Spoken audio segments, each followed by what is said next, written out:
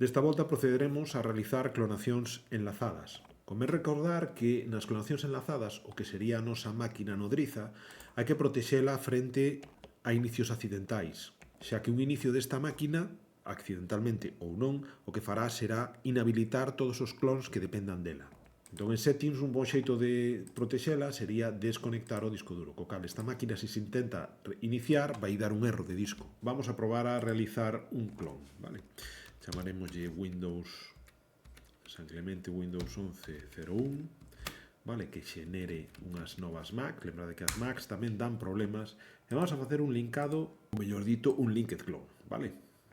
Para elo abrirei tamén unha ventana co explorador de Windows onde podemos ver o tamaño dos ficheiros, vale? Aquí temos a nodriza, que sería un Windows 11, onde o seu disco ocupa 12 GB, vale? E agora temos o clon que non ten nada, vale? Ímolo a arrincar, non sen antes conectarlle o disco e arrincamos.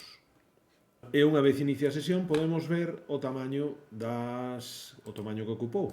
Vale, minimizamos e vemos que aquí está ocupando 1 GB máis, vale? A maiores do que tiña a máquina nodriza.